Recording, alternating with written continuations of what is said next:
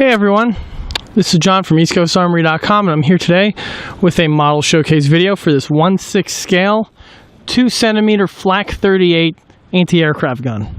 The model that you see here is built for my own personal collection and is not for sale and or purchase. If anyone is interested in a build similar in specs, I often take on commission build projects from models ranging from 1/35 scale all the way up to 1/6 scale. For pricing and availability information, you can contact me through the EastCoastArmory.com email address, which is info@EastCoastArmory.com. The model here is built mostly out of the box, however does contain some extra add-ons and scratch-built items, which we'll be going over in this video. First, a quick walk around the model.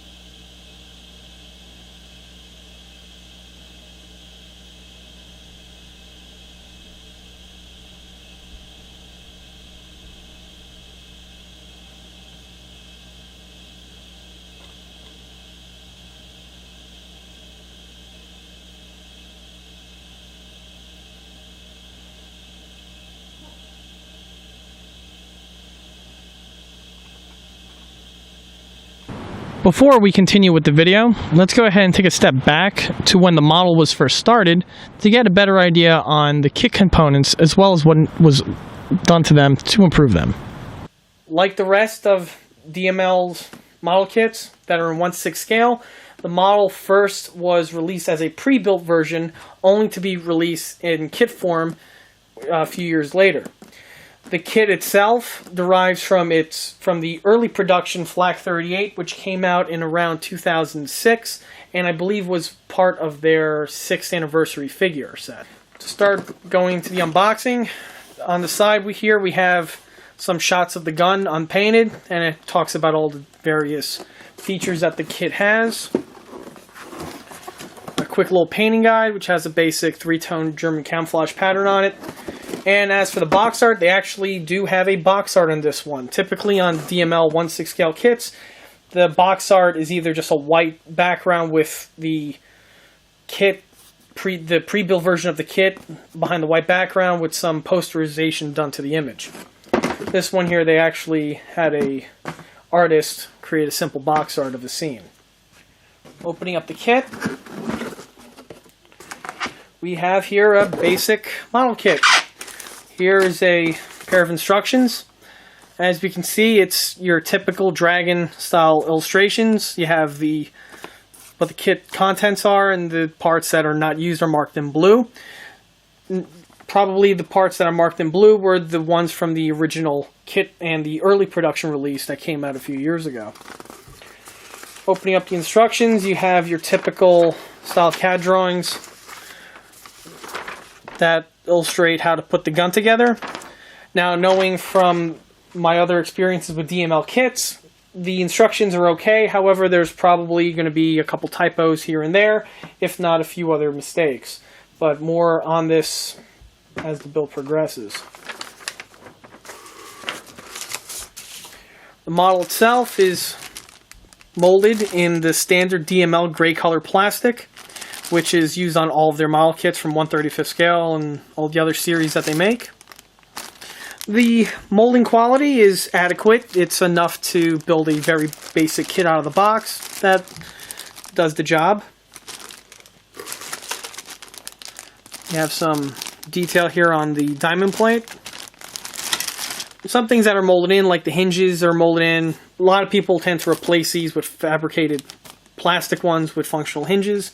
However, on this build, I'm just going to be building it out of the box, unlike my other vehicle builds in which I do a lot of customization and heavy details on. This kit here is going to be pretty much more or less a simple out-of-the-box build. There's another runner here that has the magazines on it. Magazines are two-piece castings and assemble as such. You got the crank wheels. I believe these crank wheels are from the early gun and will not be used on this kit.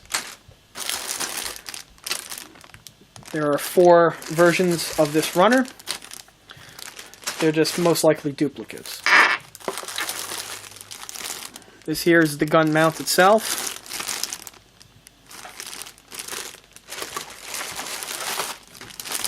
The bottom tray has the mounts for the trailer hookup. Now, the trailer hookup is not part of the kit, and the kit represents just for the basic gun itself in its deployed state. This is the gun mount itself, and some other. This here is the ammunition rack for the magazines, which will be seen as the build progresses. This here is the gun itself. You have the receiver, as well as all the receiver grouping components.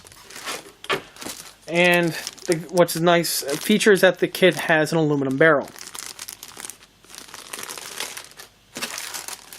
And here go the runners for the late production gun. It has the pressed wheels as opposed to the other wheels which don't have these pressed in details to them. And the transverse gearbox is also a different pattern as opposed to the early production unit. Starting with the model's firing system, the firing system that you see here has been altered from the kit original. The kit original system was very basic and was really lacking in detailing. The way the flak gun is fired is that the gunner will depress on this pedal. As you can see, the pedal is connected to a transfer bar, which is then connected to this adjustable bar here to this clevis. It runs into this box, and then from here it emerges, runs back into the carriage, which then makes its way to the firing system of the flak gun. The Dragon system, like I mentioned, was extremely basic in concept and detailing, and was actually a very simple piece here to scratch build. First, we can see here that there is a spring connected to the pedal in order to automatically stop firing the gun when the pedal is depressed and released by the gunner. The clevis system that you see here, these clevises are made out of resin and are off the ECA product line and are found on another set for an M10. However, the clevises look almost identical to the ones found on the flak gun. The reason why the bar here has so many adjustable holes is that the actual whole pedal system itself is adjustable. This is to get the length of the gunner, so just like on a car with its seat, you can adjust it in order to get a more comfortable fit or to actuate the pedal a lot more efficiently.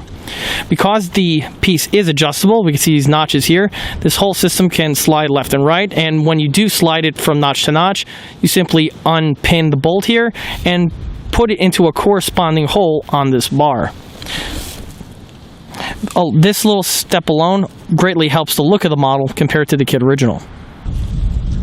Moving up to the gun cradle mounts, these flak guns have a very interesting and distinctive mount in which there's 2 large loops on either side of the mount that hold the carriage.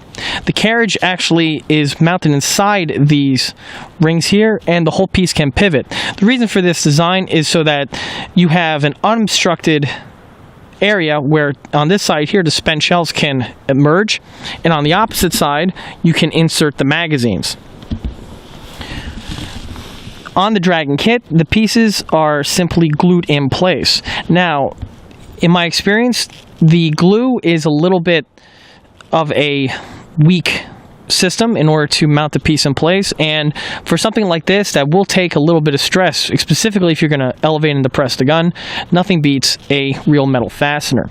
Now, the fasteners that are molded into the piece are just a simple hex bolt. However, on the Flak gun, if we could notice, the fasteners are actually these ovular eyelets that are chain retained.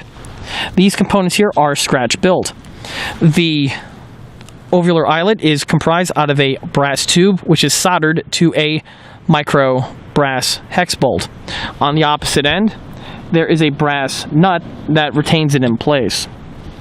As for the chain was simply painted and added in the locations that you see here, and this is a mirror image on the opposite side of the Flak gun. This little bit of detailing also improves the look from the kit original. Moving to the gunner's shield.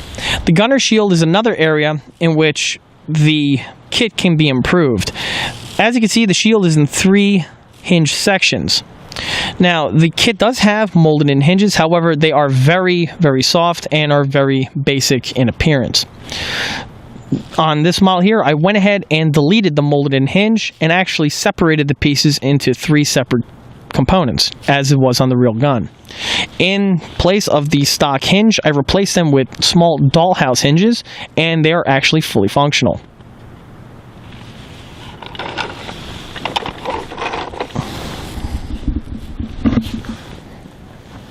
Now, because of the design of the hinge, these versions here cannot articulate as they are connected directly to the mounting crossbar. So only this portion of the shield can be pivoted in place. Moving our way to the rear of the Flak gun takes us to the input sight computer. When I say about computer, it's probably an analog system. However, what it does do is that it ties into this gun sight here. This system here is found on the late version of the Flak 38 and is absent on the early version. The way the system, I believe, works is the assistant gunner goes ahead and inputs in the target's altitude and speed, and with its calculations, it inputs this into the gun sight, and it gives the gunner a better chance of hitting the target. As for the model, this here is purely stock and no mods were made to it. However, it is important to note the way it's painted. As you can see, the top portion here is a black color. From what I've seen from the real surviving examples, that this part here is some kind of a soft, non-metallic material. And on this one here, it is black. I have seen several surviving examples where it was originally painted in yellow. However, the paint was chipping off, revealing the soft black material underneath. As for the knobs are painted in a gloss black coloring, which replicates that of the black Bakelite, which is found on the actual knobs. Also, to help the model pop, I went ahead and added the gauge detailing that we see here. Once everything is finished, it really gives the model a nice little detail punch. Moving to the opposite side of the gun takes us to the actual gun sight. Now, this is another location which the Dragon kit is severely lacking. The Dragon kit does have a basic sight along with its detailed hooded cover. However, the sight is lacking lots of detailing. To improve the sight, I went ahead and added some clear plastic and glued it over the front and back portions of the Dragon sight. This does help the look and give it that more glass appearance. Also, if we can see here, there is a small wire brad implanted in the center of the sight, and this little bit of detailing is found on the original gun. Adding that little wire brad also does help the look. Moving on to the optic. The optic here is the Dragon kit original, and what's interesting is that if you follow the instructions, you're actually supposed to omit this piece of detailing and not use it. The real Flak gun does have an optic very similar to this mounted, and so the Dragon unit was a good drop-in install. To modify the scope, the real scope actually has its connection to the computer. To replicate that detailing, I added a small little piece of plastic to the top portion of the scope, and then added the power cable detailing. The power cable detailing is comprised out of a electrical wire, some shrink tubing, and a small piece of resin. The resin little block on the end is replicating that of a plug, which is found on the real unit. The real plug is made out of Bakelite, and so I use the same black paint that I utilized for the knobs on the computer. As for the middle section, if we notice that it's painted in red, and that is taken directly off of a surviving example of this gun. Moving our way to the second cable. Second cable connects to this unit here, which then programs and powers the optic. Now, the cable is a little bit different compared to the other one. If we notice here, there's no plug. The wire simply emerges from the arm. Also, on the end, there is a certain type of jack. The plug is specially made, and for this model, it's comprised out of pieces of runner in order to get the appearance that you see here. Now, also, there is a small little metal clip that retains the plug in place. The metal clip was also scratch built out of a piece of wire. All three of the components together, once added, also greatly help the look of the unit. Another simple improvement that can be added to the kit is on the two ranging knobs that we have here. On the kit, these components are integrally casted into the piece and just are simple, detailless nubs, but they do have the correct appearance. On the real Flak gun, these parts actually look very similar to combination locks that you would see on a locker. To mod them, I simply drilled the hole out in the center of the unit, and then I painted it with the same Bakelite black that I used prior. These small little numbers were painted with small little white lines to give the appearance that the pieces are graduated.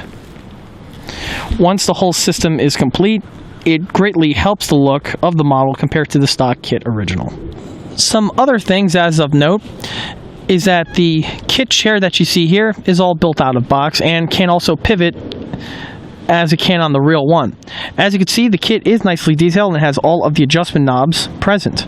Now, one thing that is interesting is that on the wing nuts that control the height of the stool, these components here are actually omitted in the instructions, however, are included with the kit.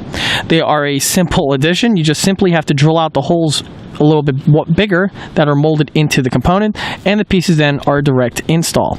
Absolutely no scratch building is required, as the wing nuts are nicely detailed and are included with the kit. Another area to point out, which can give a lot of frustration to the builder, is that of this mount over here. The whole transmission mount for the gun, as well as the shield mount, leave a lot to be desired in terms of fitting.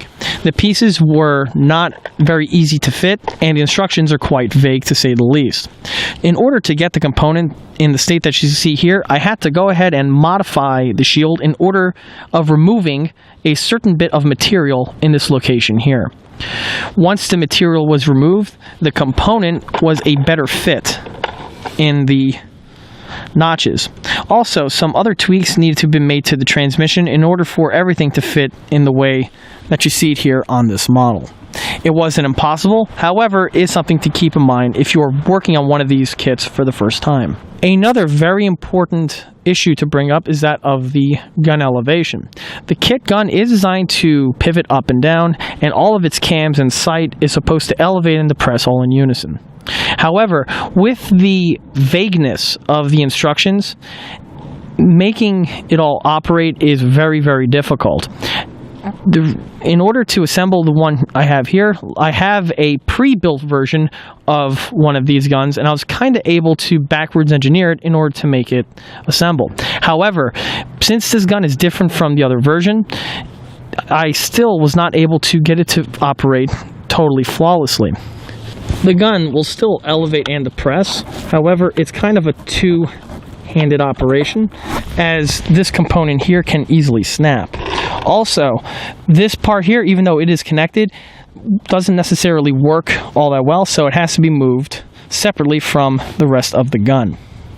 For a static display piece like my model is, it's not an issue. However, if it is something that you want to specifically build into your model, you are going to have a very difficult time in having it operate properly.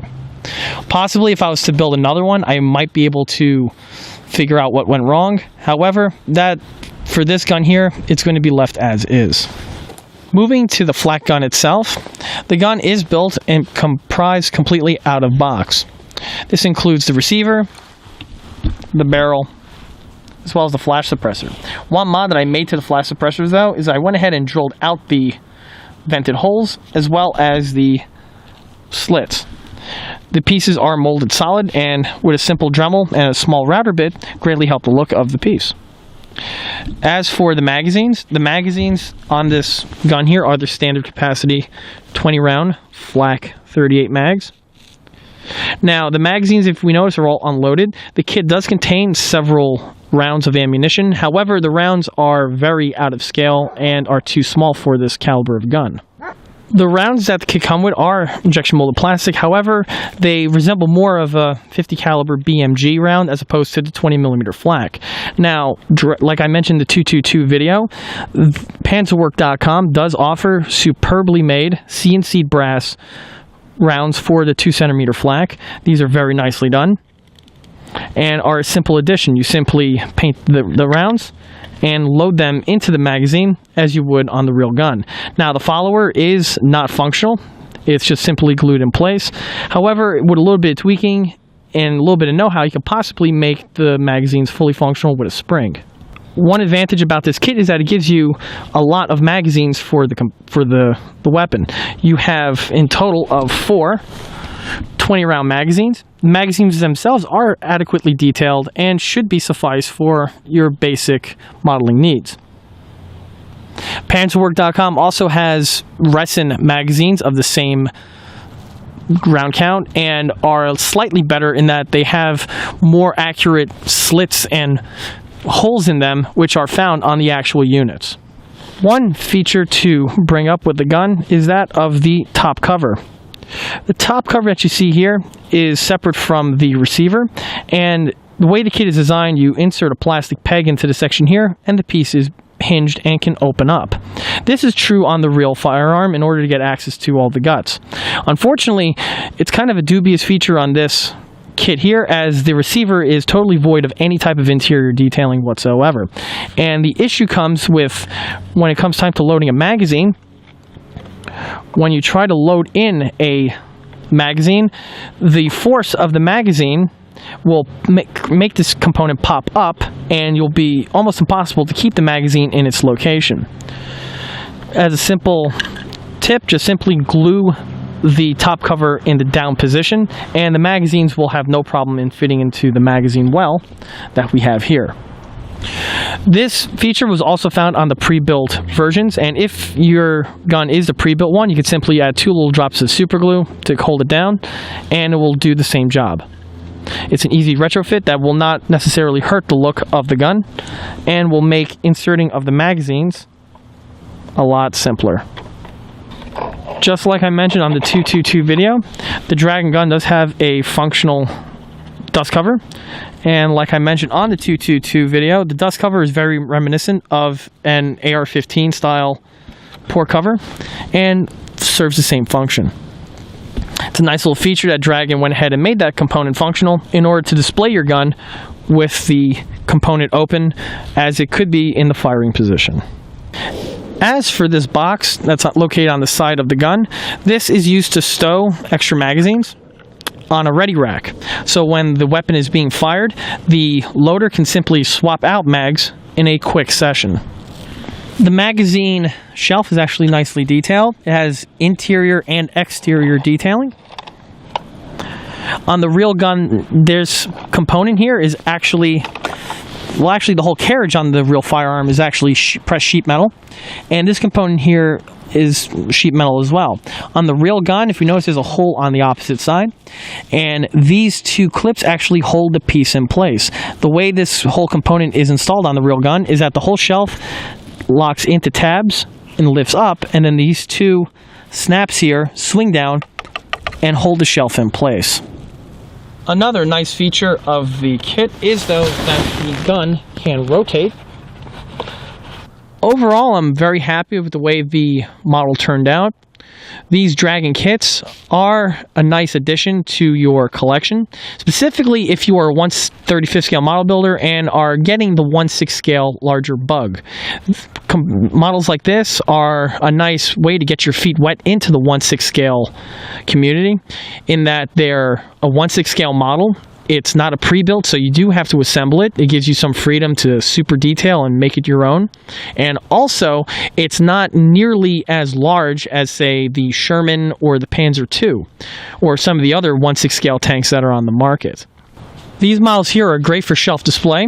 They could also be turned into a small 1/6 scale diorama with an extra figure or some equipment, or can also be used to enhance an outdoor 1/6 scale diorama with use of extra figures as well as extra vehicles. As for availability, at the time I purchased this kit, which was a little while ago, they were pretty prolific on eBay as well as Amazon and online retailers. However, with Dragon almost completely abandoning the 1/6 scale hobby and the 1/6 scale market, these kits here might start becoming less available and less abundant and might be a little rare. So if you have an opportunity to find one of these kits, I strongly recommend picking one up. As for a skill level recommendation, the kits do seem very easy to put together. However, with the vagueness of the instructions, it is something to keep in mind. As for a beginner can possibly tackle a build like this. It's not very difficult. However, it's really more or less meant for someone with intermediate to advanced modeling skills. And that concludes this model showcase video for this 1/6 scale 2cm Flak 38 late production anti-aircraft gun. If you like this video, stop by and like us on Facebook, and don't forget to check out eastcoastarmory.com for more 1/6 and 1/16 scale builds and detail components. Thank you.